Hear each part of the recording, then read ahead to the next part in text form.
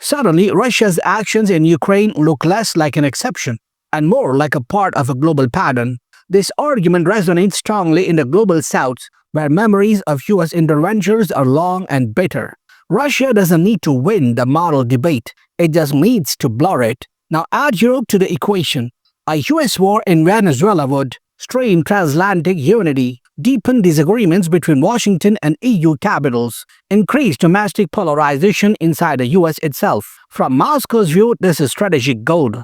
A distracted, divided West is a negotiating partner, not an enforcer.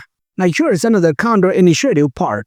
Even if Maduro's government collapses quickly, Russia doesn't lose much. Historically, Moscow adapts. It did so after regime changes in Iraq and Syria, sometimes quietly rebuilding ties with new governments that replaced former allies. Russian oil interests in Venezuela might take a hit short term, but sanctions already limit profits and weight. So the Kremlin's logic is brutally simple. Long war, US gets bogged down, Russia benefits. Quick regime change, moral symmetry still achieved.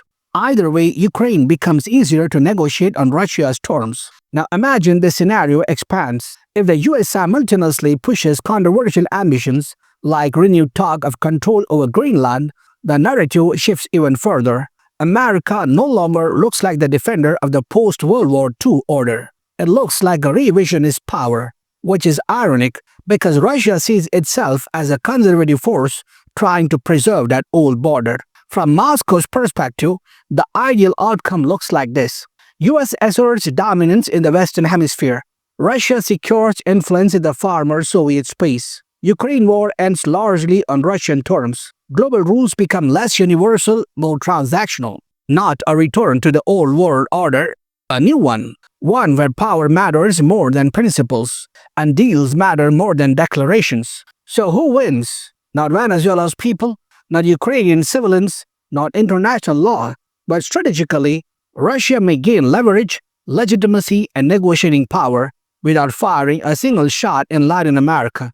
And the US, it risks trading moral authority for short-term dominance. This isn't about cheering for America or Russia. It's about recognizing patterns. When great powers act without restraint, they don't just solve problems, they rewrite rules. And sometimes the country you think is losing is quietly doing the maths and realizing it might be winning. That's not ideology, that's geopolitics, and it doesn't care who you voted for.